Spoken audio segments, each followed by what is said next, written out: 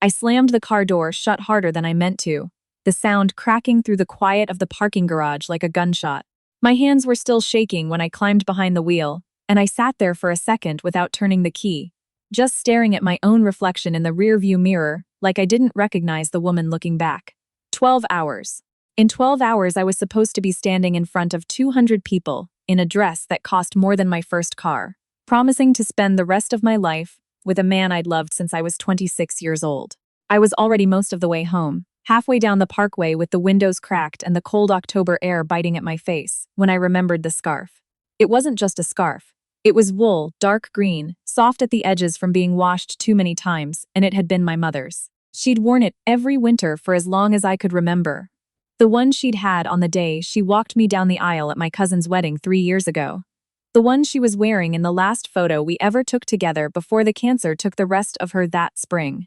I'd left it draped over the back of a chair at my fiancé Marcus's mother's house, in the den where we'd all sat that afternoon drinking coffee and pretending for a few hours to be a family. I needed it back. Not tomorrow. Tonight. I couldn't walk down the aisle without it.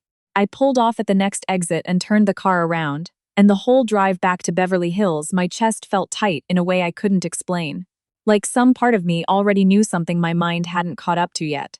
Marcus's mother, Caroline, lived in a beautiful house up in the hills. The kind of house with a circular driveway and a fountain that never seemed to be running for any actual reason except that it looked nice. I'd been coming to that house for almost 5 years, ever since Marcus and I met at a fundraising gala where I'd been seated, by some accident of table assignments, directly across from him. He worked in finance.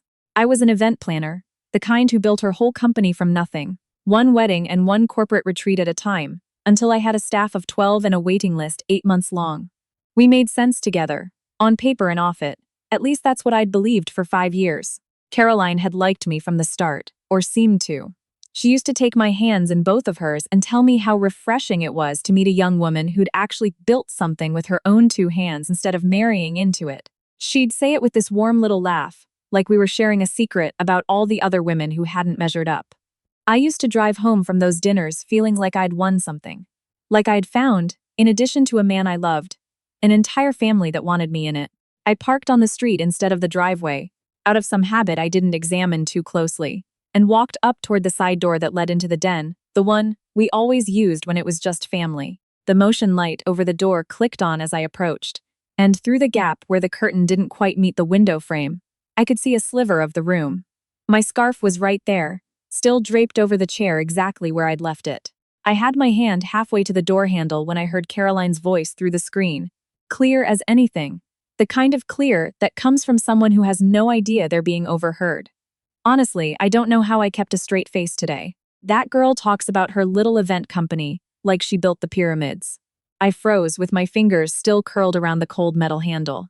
A second voice answered, lower, and it took me a moment to place it because it didn't sound like the version of that voice I knew.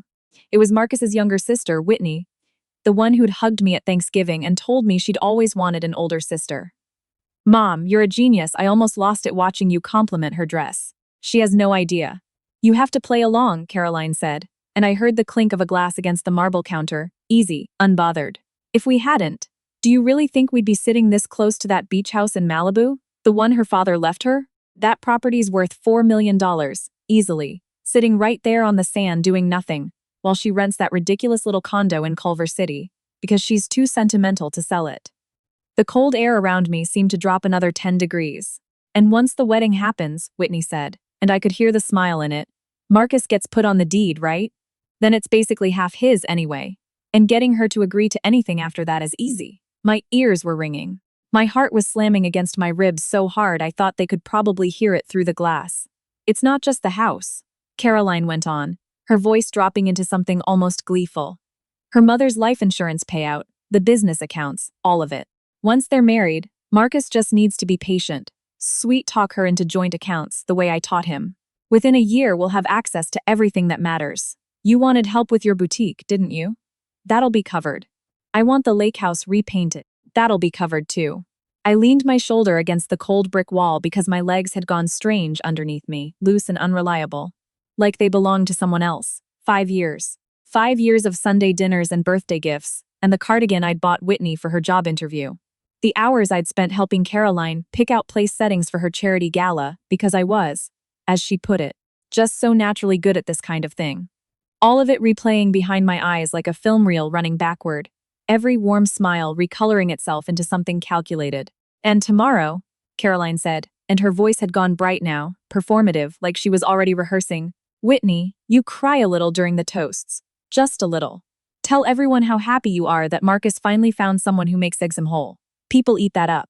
It makes the whole family look wonderful. I've got it handled, Mom, Whitney said, laughing.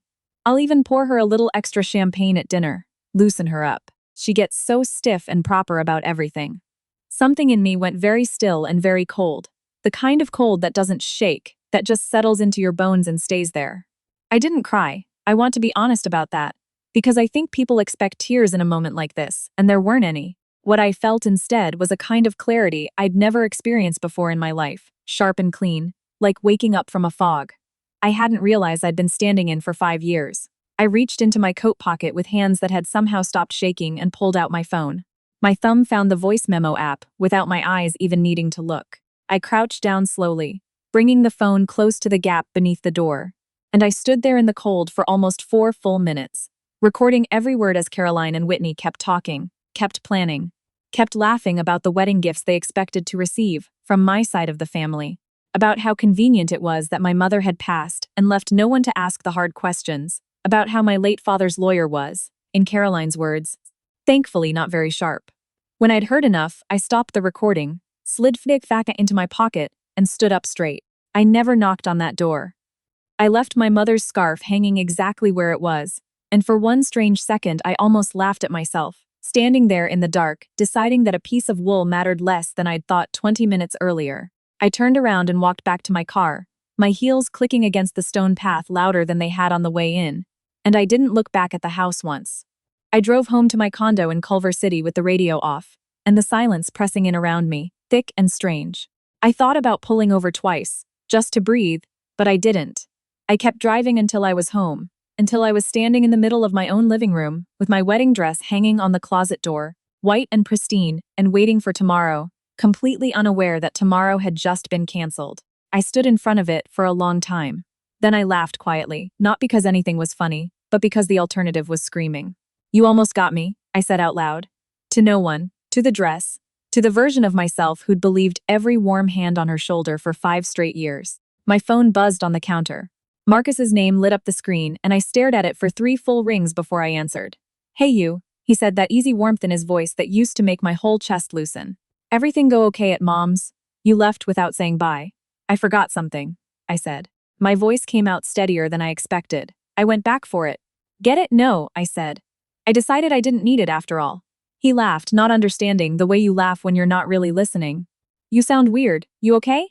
Big day tomorrow. I looked at the dress on the closet door, at the soft white fabric catching the streetlight through my window. Marcus, I said slowly, do you love me, or do you love what marrying me gets your family? The silence on the other end lasted just 1 beat too long. What kind of question is that, he said, and there was an edge to it now, something defensive creeping in fast. Of course I love you. Why would you even ask me something like that the night before our wedding? Just answer it. I love you, he said. Stop overthinking. You're just stressed. Get some sleep, we have to be up early. Okay, I said. Good night, Marcus. I hung up before he could say it back.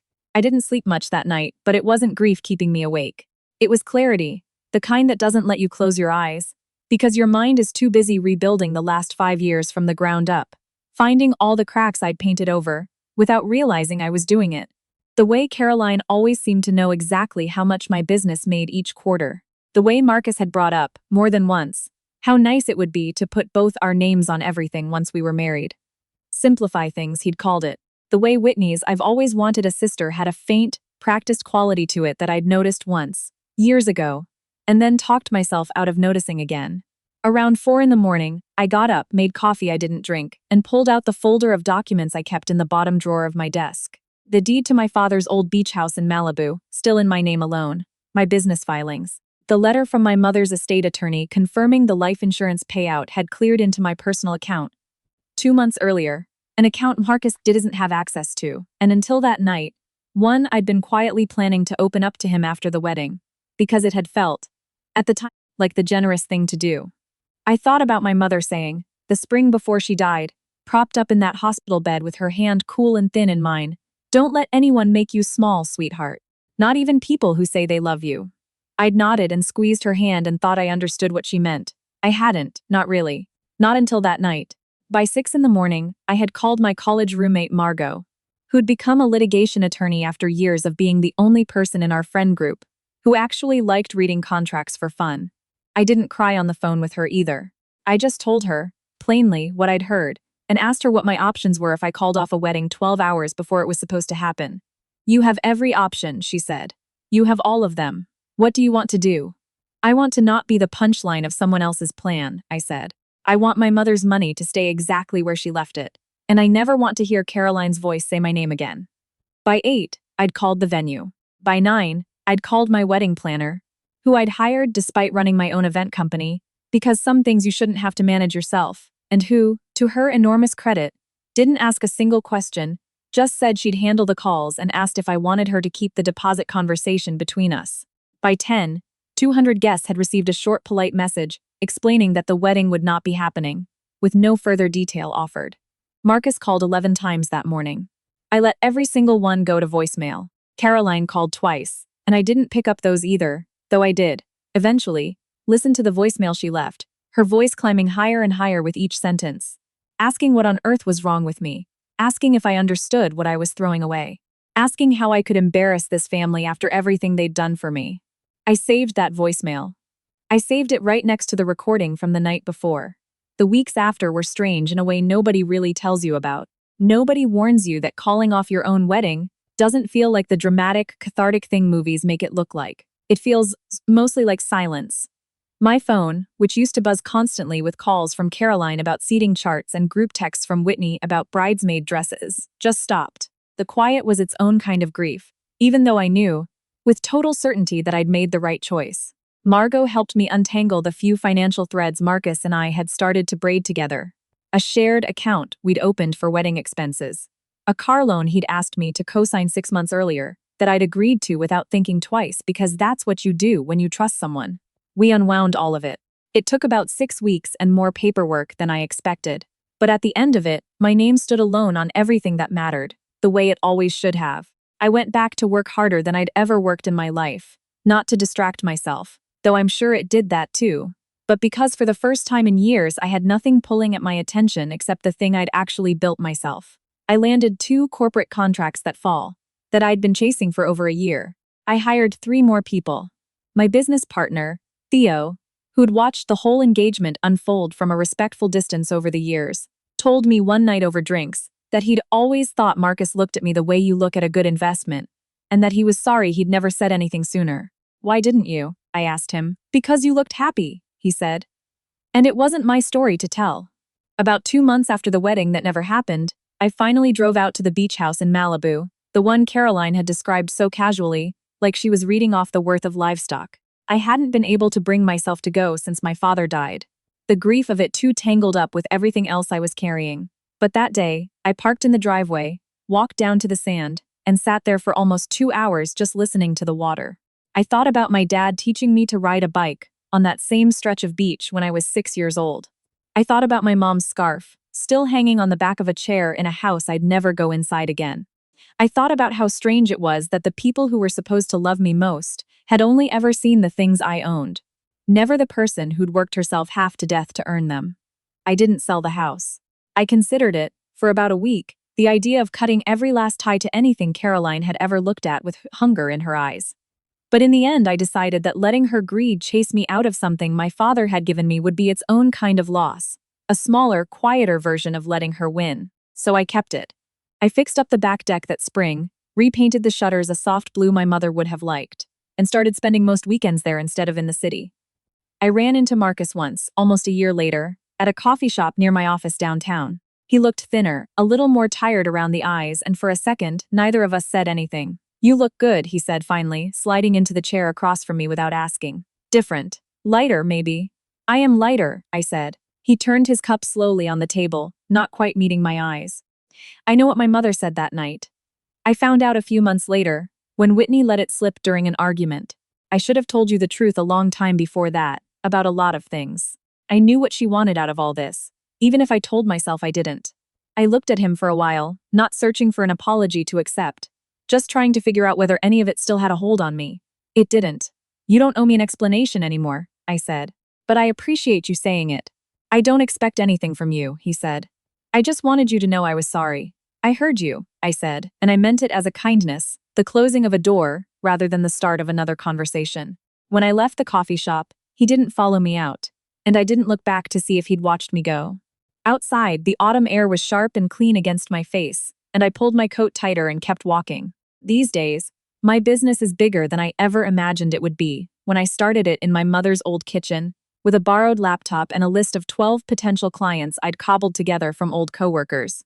I bought a smaller place in Culver City, one entirely mine, no cosigners, no joint accounts, no names attached, but my own. Margot comes over most Fridays and we sit on my floor with takeout, and sometimes she asks if I regret any of it, the wedding I never had, the family I walked away from in a single overnight decision. Never, I tell her, every time. If I regret anything, it's 5 years of thinking I had to earn a place at someone else's table instead of building my own. Last spring, I drove out to the cemetery where my parents are buried, side by side under an old oak tree, and I sat there for a long while with a bouquet of white lilies resting against the headstone. I finally understood what you meant, I said quietly, to the wind, to the leaves moving overhead, to whatever part of her was still listening, about not letting anyone make me small. I think she would have liked who I am now. I think in the end, she already knew I'd get here, even if it took losing almost everything I thought I wanted to find it.